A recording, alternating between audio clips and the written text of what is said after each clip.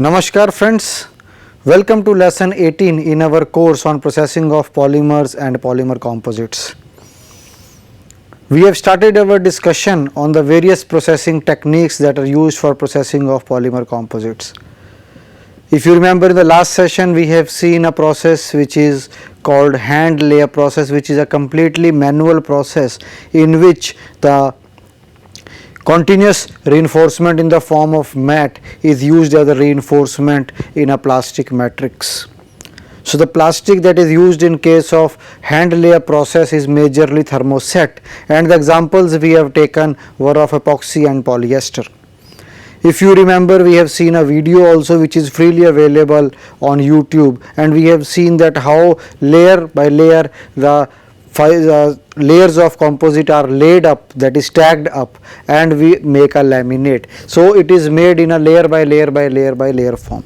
So, the only difference that I foresee in a hand layup process and a spray layup process is that in spray layup we will have our reinforcement in the form of chopped fiber. Chopped means cut, fiber means small fibers. So, in this case in spray layup our fibers will mostly be in the form of cut fibers or short fibers, whereas in case of hand layup process we have used continuous fiber reinforcement in which the fibers were there in both the directions, that is the warp and the weft. So, if you remember, I have given the example of a cloth mat form. So, as the shirt I am wearing, it also has fibers in both the directions. So, similarly we can have the glass fibers or carbon fibers or aramid fibers from the synthetic fibers family. We can have sisal fibers, we can have knitted fibers, we can have jute fibers from the natural fibers family. So, depending upon the family from where we have derived the natural from where we have derived the fibers, we can have continuous fibers. Whereas in this case we will be seeing, we will try to understand it with the help of a video also, which is again freely available on YouTube. We will try to understand that how a spray layup process is done, but the major difference will be the fibers in this case will mostly be short fibers, and the polymer, how we combine the polymer and the fibers together is different in case of spray layup as compared to the hand layup process.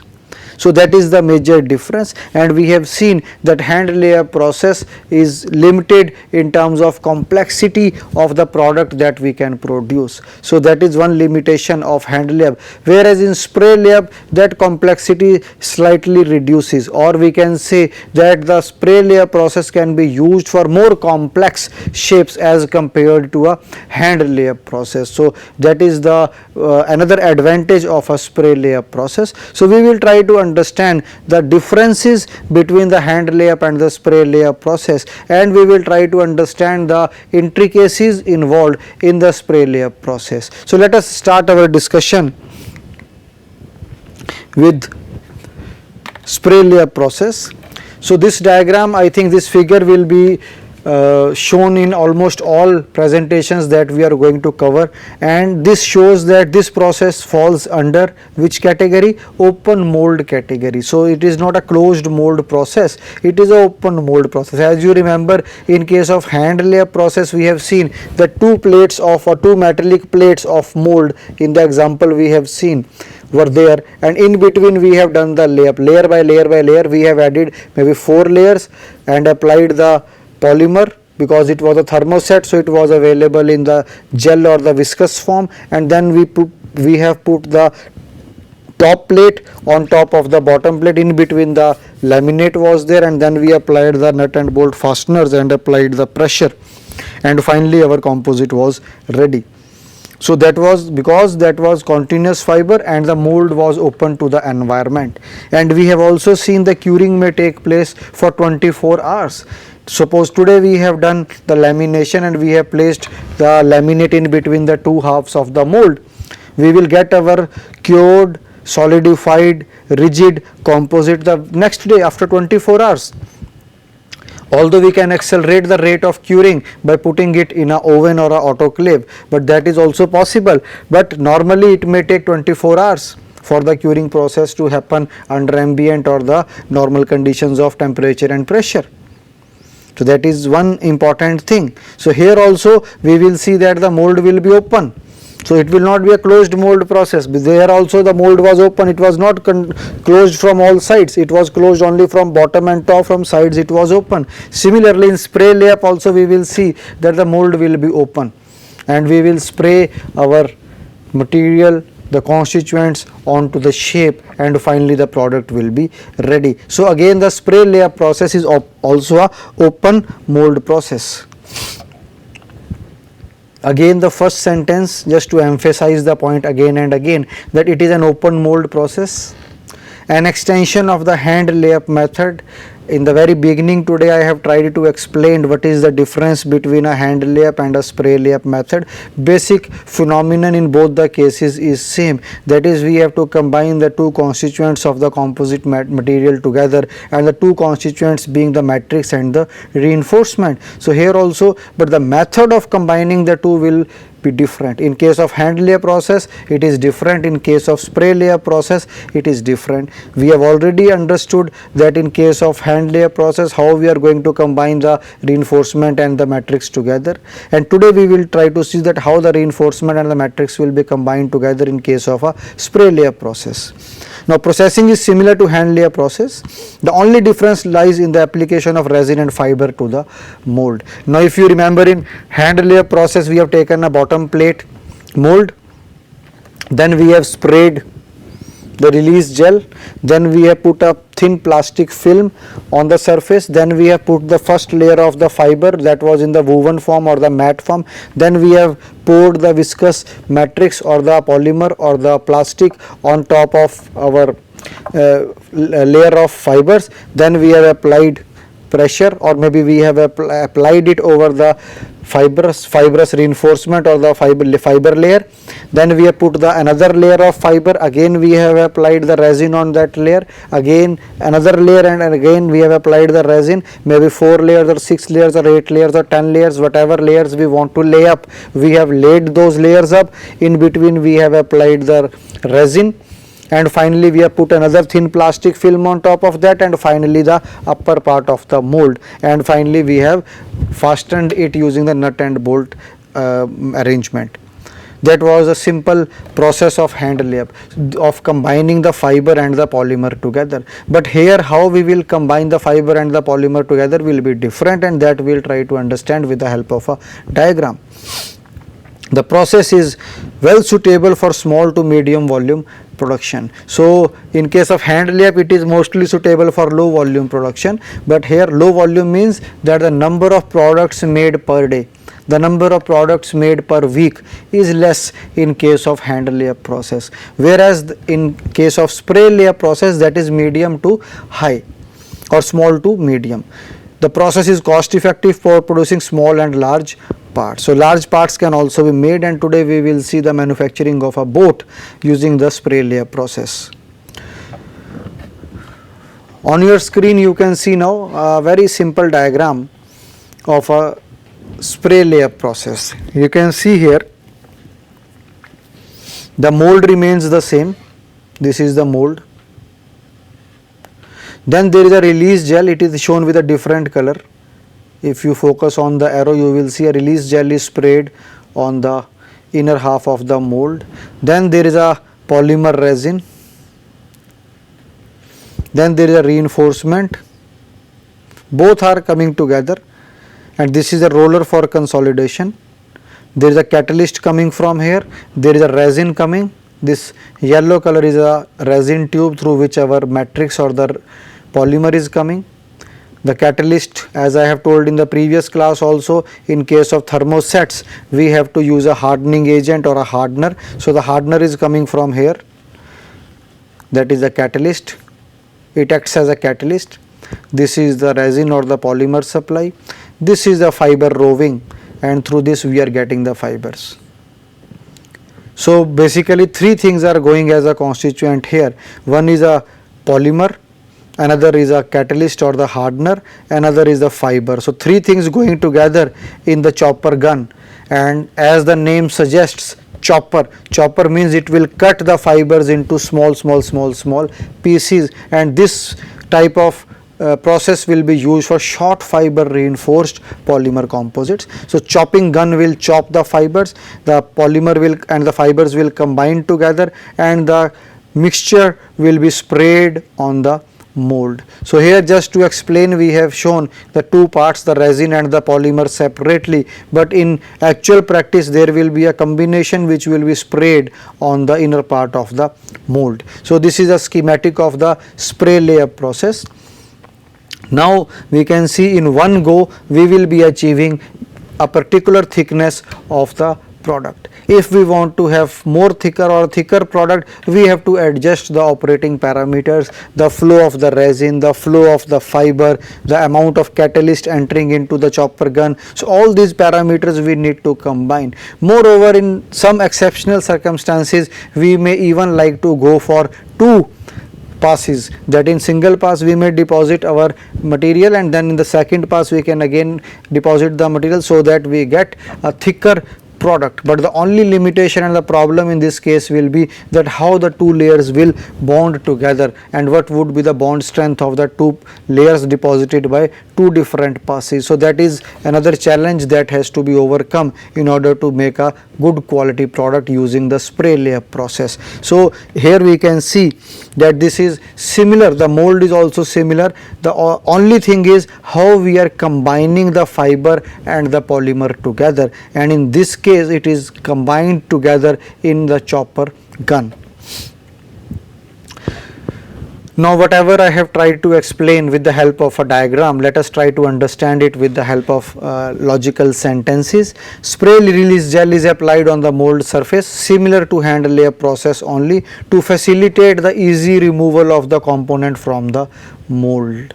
If we do not spray the release gel, there is a tendency that the composite product which has cured finally may stick to the mold surface, that we do not want. Therefore we apply the release gel before starting our process.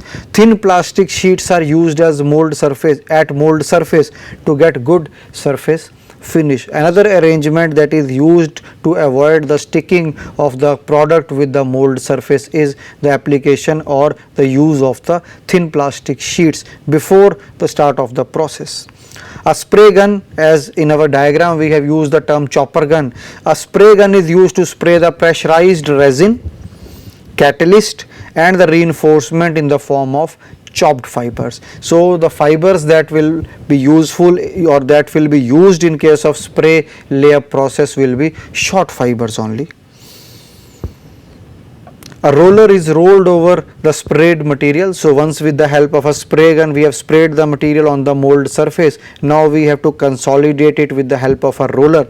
So roller is rolled over the sprayed material to remove the air trapped in the layups. Now, but as I have already told you, in the hand layup process also there is a tendency of the air bubbles or the voids being formed during the processing of the material. There is a tendency that we may get a poor quality product because of these air bubbles. Therefore we need to remove this air entrapment or air bubble in order to get a good quality product, and in this the rollers come very handy. So roller is rolled over the sprayed material to remove air entrapped in the layups. Curing of the product is done either at room temperature or it can be done at a higher temperature also. So that depends on the product cycle, the processing cycle that we have developed or that we have designed for that product. If we want to make the product early, we want to have a high productivity, we may go for a autoclave curing also sometimes, and in normal circumstances if the time is not a constraint we can go for room temperature curing process also.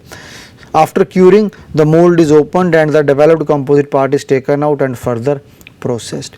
Now some of you may be wondering that mold is opened is not clear to us, because in the diagram it was shown that we are only applying the material in the inside the mold and there is no secondary or the second half of the mold. The mold is only in one half.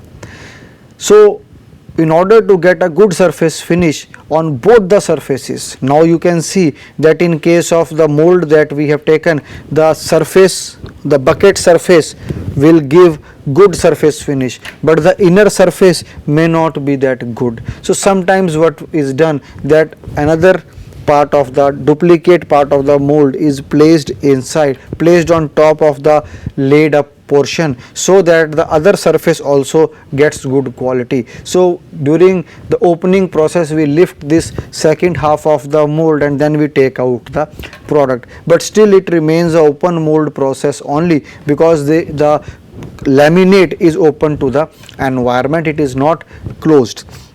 So sometimes in order to get a good surface finish on both the surfaces, we may go for maybe a two-part mold, as we have taken in the case of a hand layup process. If you remember the hand layup process, the diagram that we have seen there are two metallic plates and in between we are doing the layup. So here also if you see that we can put another half of the mold on top of this, and finally we can take it out and get good surface finish on both the sides of the final product.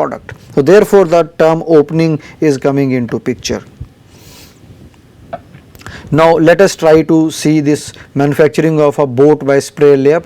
This has been taken from YouTube. All of you, as I have already told you, that there are number of very good videos available. We are only selecting a very few just to acquaint you with the process. So this video is also available. The source is also given here. You can watch this again and again and try to appreciate the process which has been used for making a boat by the spray layup process.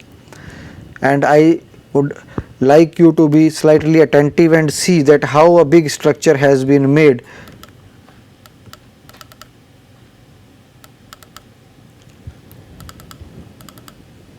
This is the boat. You can see the size of the boat, and now the process is going to start. So first of all we require a mold. So the mold will be prepared. In this case it can be a wooden mold.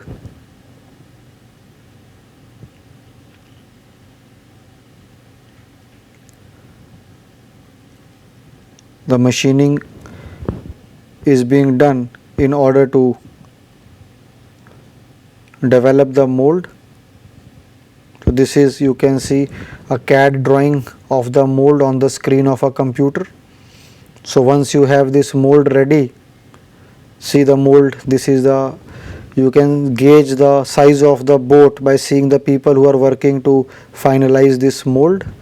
So the wooden mold is being created, and you can see in the last class I told you finishing of the mold is very important, because whatever we do in order to improve the finishing of the mold, that is helpful to us in getting a good quality product. So this is, you can see, spray or release agent is being sprayed, so that our composite that is developed or formed do not stick to the mold.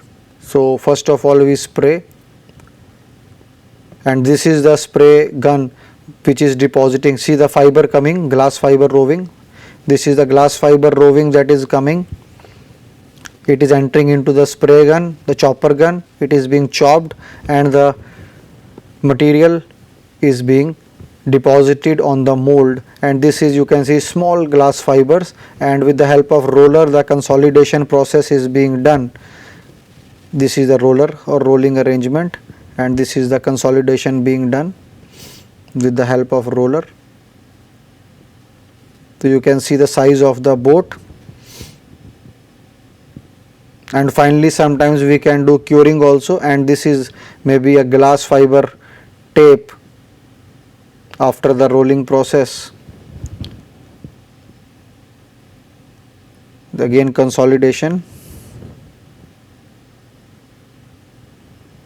This is a glass fiber tape at some specific sections in the boat to further consolidate. Now after curing, this is ready, so it has to be removed from the mold, and this is being lifted. The red portion is the mold which was fabricated from wood, and this is the boat that is ready. So this is the primary forming in which the shape of the boat has been made ready. Now we will cut certain section. See, we have cut a different section, another section has been cut. All this will fall under the secondary manufacturing. So this is the basic structure of the boat that is ready. the basic structure made up of glass fiber and polymer, and then the other additional fittings, electrical fittings and electronic fittings, all those can be done and the boat can be made ready for operation.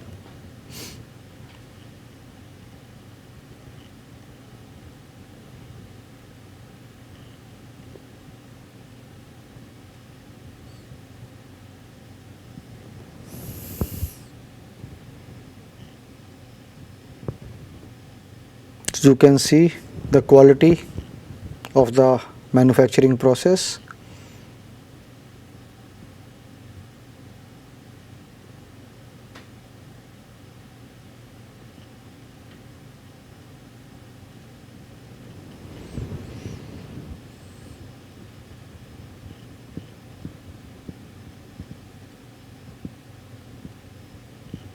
So similar videos are available on YouTube where spray layer process has been used, and this is the heat. You can see the final heating.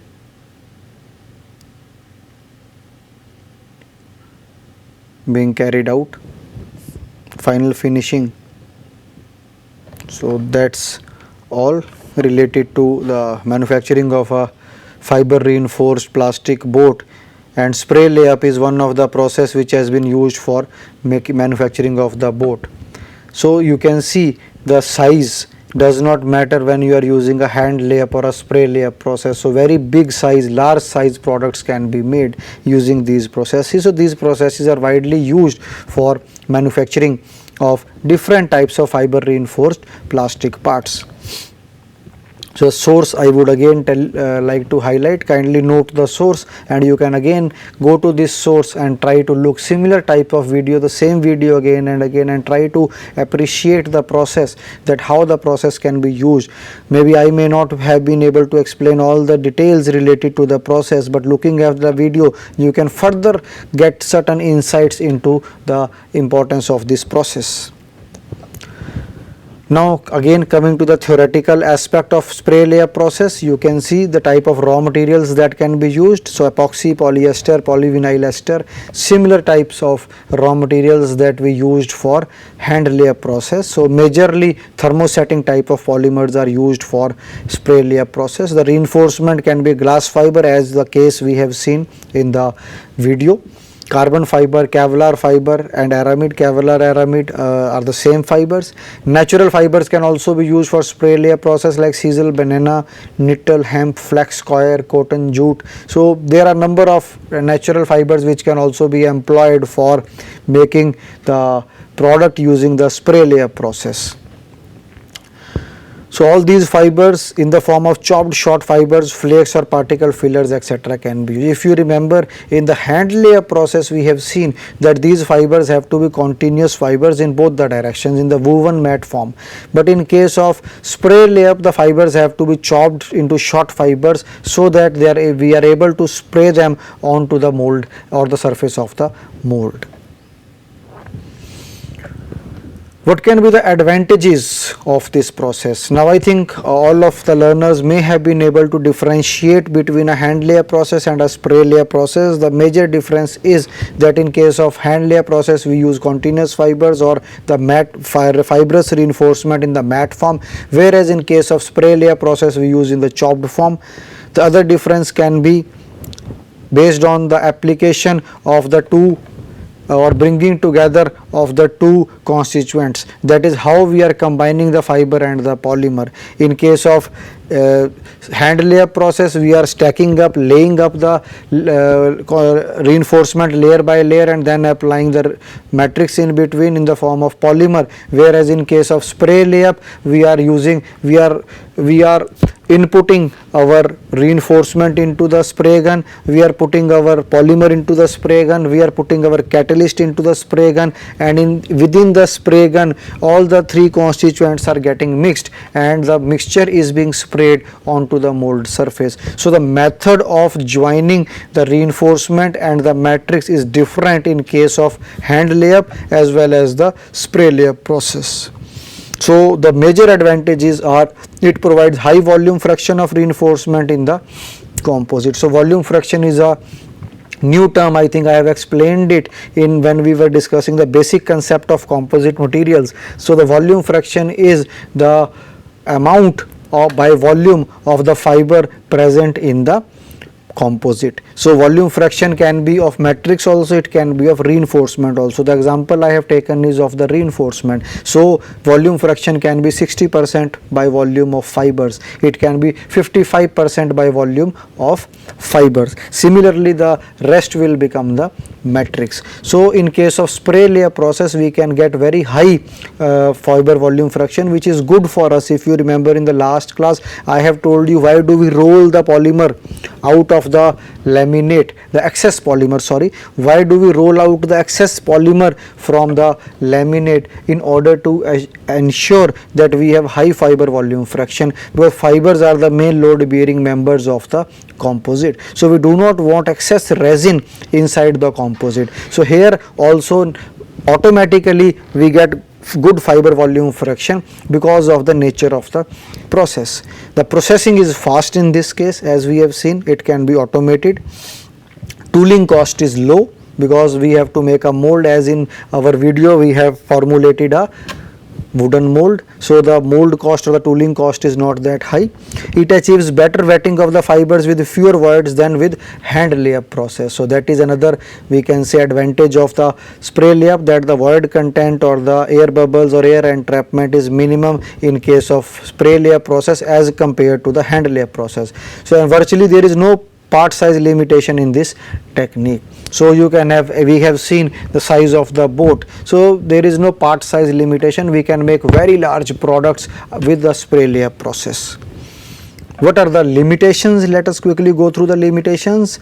Poor rollout can induce structural weakness by leaving air bubbles, dislocations of fibers and poor wet out. Yes, if we are not able to control our parameters properly, we may lead to a poor quality product in the form of dislocations of fibers or the fibers getting not wet by the adequate supply of the polymer, or there can be air entrapment. But if we are able to control our process properly, if we are able to optimally and judiciously select the operating variables, we can very easily get a very good quality product, as we have seen our video also. It is not suitable for parts having high structural requirement. So since the fiber is short fiber, so we are not expecting very high strength from parts which are being made by the spray layup process.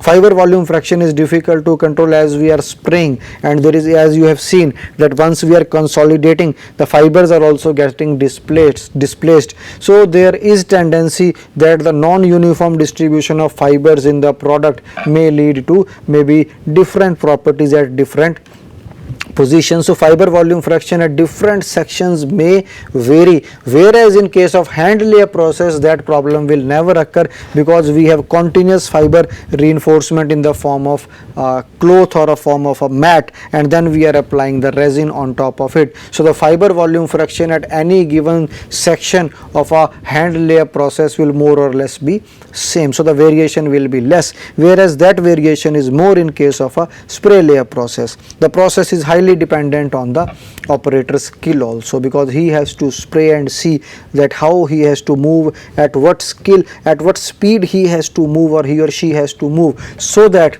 we are able to deposit the right amount of thickness at the right place at the mold surface.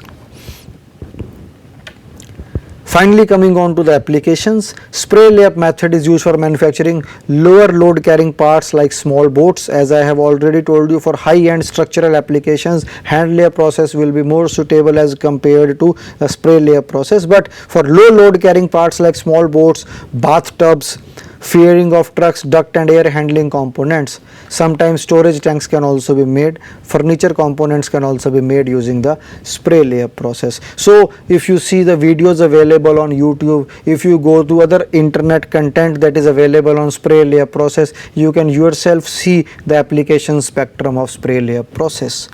So with this we come to an end of our section on spray layup. In our next session we will discuss a different process for processing of polymer based composites. Thank you.